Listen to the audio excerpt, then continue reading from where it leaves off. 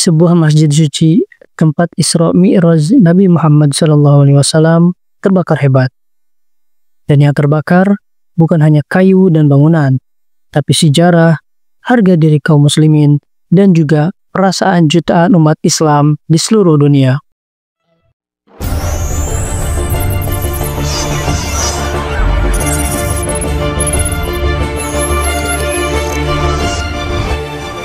Tepat pada tahun 1969, Masjid Al-Aqsa, kiblat pertama umat Islam, dibakar seorang pria bernama Dennis Michael Rohan.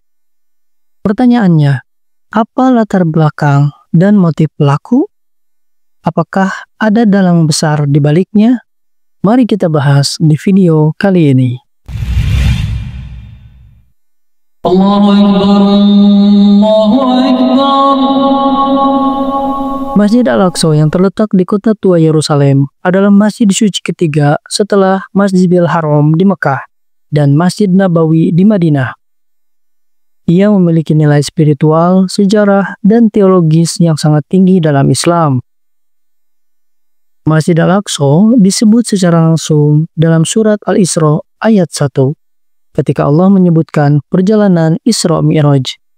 Maha suci Allah yang telah memperjalankan hambanya pada suatu malam dari Masjidil Haram ke Masjidil Aqsa. Peristiwa ini menandai bahwa Masjid Al-Aqsa adalah tempat persinggahan Nabi Muhammad SAW sebelum naik ke langit atau Mi'raj. Di tempat inilah beliau menjadi imam bagi para nabi terdahulu, menegaskan peran Al-Aqsa sebagai simbol kesatuan risalah kenabian. Sebelum Allah memerintahkan untuk menghadap Ka'bah di Mekah, umat Islam sholat menghadap ke arah Masjid Al-Aqsa. Ini berlangsung sekitar 17 bulan setelah hijrah Nabi SAW ke Madinah. Menurut banyak riwayat, Masjid Al-Aqsa adalah masjid kedua yang dibangun di muka bumi setelah Masjidil Haram. Dalam hadis riwayat Bukhari, Abu Dzar bertanya kepada Nabi SAW, "Wahai Rasulullah, masjid apa yang pertama kali dibangun di bumi?" Nabi SAW menjawab, "Masjidil Haram." Lalu yang kedua, Nabi menjawab lagi, "Masjid Al-Aqsa." Berapa lama jarak waktu antara keduanya? 40 tahun. Hadis riwayat Bukhari. Sepanjang sejarah Islam, Al-Aqsa menjadi simbol perlawanan dan perjuangan. Umar bin Khattab membuka Yerusalem pada tahun 637 Masehi dan menjaga tempat suci itu dengan penuh hormat. Salahuddin Al-Ayyubi membebaskan Al-Aqsa dari tentara Salib pada tahun 1187 Masehi. Hingga hari ini, Al-Aqsa tetap menjadi simbol solidaritas umat Islam terhadap Palestina dan penjagaan atas warisan nabi-nabi. Namun bagi umat Yahudi, lokasi Masjid Al-Aqsa saat ini adalah area yang mereka sebut sebagai Temple Mount, yang diyakini sebagai tempat berdirinya dua bait suci dalam sejarah Yahudi. Bagi kalangan Yahudi Ortodoks dan Zionis religius, Temple Mount adalah lokasi paling suci. Beberapa kelompok ekstremis bahkan bercita-cita membangun kembali kuil ketiga di atas tempat berdirinya Masjid Al-Aqsa saat ini. Inilah yang menjadi sumber ketegangan besar. Namun, otoritas agama Yahudi seperti Rabbinate Israel sebenarnya melarang umat Yahudi memasuki Temple Mount karena kesucian tanah itu dan ketidaktahuan lokasi tepatnya ruang Maha Kudus atau Holy of Holies di masa lalu. Sejak pertengahan abad ke-20, wilayah Palestina telah menjadi medan konflik akibat penjajahan oleh imigran Yahudi yang didukung oleh gerakan Zionisme internasional. Pada tahun 1948, Israel kemudian mendeklarasikan kemerdekaan yang memicu Perang Arab-Israel pertama. Akibat perang ini, ratusan ribu warga Palestina terusir dari tanah mereka. Peristiwa ini dikenal sebagai Nakbah atau malapetaka. Yerusalem pun dibagi menjadi dua wilayah. Yerusalem Barat dikuasai Israel, Yerusalem Timur termasuk Masjid Al-Aqsa dikuasai Yordania. Ketegangan antara negara-negara Arab dan Israel pun semakin meningkat, terutama menyangkut status Yerusalem yang dianggap suci oleh tiga agama besar. Pada Juni 1967, Israel melancarkan serangan militer mendadak terhadap Mesir, Suriah, dan Yordania. Hasilnya sangat menentukan. Israel berhasil menguasai tepi barat dan Yerusalem timur dari Yordania, Gaza dan Sinai dari Mesir, dataran tinggi Golan dari Suriah. Sejak saat itu, Masjid Al-Aqsa berada di bawah kendali militer Israel, meskipun secara administratif tetap dikelola oleh Wakaf Islam Yordania. Inilah momen krusial yang mengubah segalanya. Sejak Perang 6 Hari, umat Islam di seluruh dunia cemas dengan masa depan Al-Aqsa. Kelompok Zionis religius ekstrim menyerukan pembangunan kembali Bait Suci Yahudi atau Third Temple di atas Temple Mount, lokasi Al-Aqsa sekarang. Slogan-slogan seperti The Temple Will Rise Again mulai muncul di koran dan kampanye diam-diam. Banyak tokoh Yahudi ultra-ortodoks melihat perang 1967 sebagai tanda turunnya Mesias, dan membangun kembali kuil adalah bagian dari nubuatan. Sementara itu, umat Muslim melihat ini sebagai upaya Yahudi untuk merampas dan menghancurkan Al-Aqsa secara perlahan. Dalam situasi yang panas dan tak menentu ini, muncullah orang seperti Dennis McCarthy, seorang Kristen fanatik asal Australia. Ia percaya bahwa membakar Al-Aqsa akan mempercepat kedatangan Yesus, the second coming. Ia menyusup ke dalam kompleks masjid dengan membawa bensin dan membakar bagian penting dari Al-Aqsa, termasuk mimbar Salahuddin Al-Ayyubi. Peristiwa memilukan ini terjadi dalam pusaran ketegangan ideologis, politik, dan keagamaan yang sedang memuncak. Dennis McCarthy adalah seorang petani yang berasal dari keluarga Kristen Protestan di pedesaan Australia. Ia adalah seorang pria yang memiliki keyakinan yang sangat ekstrim dan obsesi keagamaan yang membara. Rohan menganut ajaran Kristen evangelis yang sangat fundamentalis dan apokaliptik. Ia percaya bahwa kedatangan Yesus Kristus yang kedua kali sudah dekat.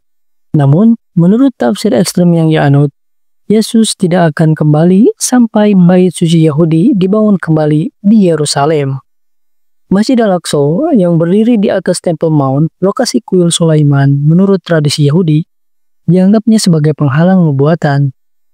Dengan kata lain, membakar Masjid Al-Aqsa adalah menurutnya cara untuk mempercepat datangnya kerajaan Tuhan di bumi. Di dalam ruang utama Masjid Qibli, bagian selatan dari kompleks Al-Aqsa, Dennis McCarthy dengan hati-hati menyiramkan bensin ke atas karpet dan tiang-tiang kayu. Ia kemudian menyalakan api, dan dalam hitungan detik, kobaran api membesar, menjilat pilar-pilar berusia ratusan tahun, menyebar cepat ke arah mimbar utama. Sasaran utamanya, mimbar Salahuddin Al-Ayyubi, mimbar bersejarah yang diletakkan di Al-Aqsa setelah kemenangan kaum muslimin atas tentara salib pada tahun 1187. Begitu api mulai membesar, asap tebal hitam mengepul ke udara. Kepanikan pecah. Para penjaga dan petugas wakaf yang melihat asap dari luar langsung berteriak meminta tolong. Warga Palestina dari sekitar kota tua berlarian menuju kompleks masjid. Tidak ada petugas pemadam kebakaran Israel yang datang cepat. Klaim warga saat itu mengatakan bahwa mereka ditunda dengan sengaja. Beberapa warga membentuk rantai manusia, mengoper air dari ember ke ember, mencoba memadamkan api dengan tangan kosong. Yang lain menyiram permadani dan pilar dengan air wudhu dari tempat pemandian, karena air utama juga terputus. Jeritan takbir dan tangis terdengar bersautan. Di tengah api, mimbar Salahuddin, simbol kemenangan Islam atas penjajahan Eropa, hangus terbakar. Mimbar ini adalah hasil seni Islam dari Aleppo, Suriah, dibuat tanpa paku dari 6.000 potongan kayu ukiran rumit. Hadiah kemenangan Salahuddin untuk Yerusalem yang dibebaskan. Kini, yang tersisa dari mimbar itu hanya arang dan abu. Ketika kabar pembakaran Masjid Al-Aqsa menyebar, umat Islam di seluruh dunia terhenyap. Dalam hitungan jam setelah insiden, media-media di Timur Tengah mulai memberitakan peristiwa itu dengan tajuk besar. Masjid Al-Aqsa terbakar. Mimpi buruk umat Islam terjadi. Saat itu, umat Islam syok dan kebingungan.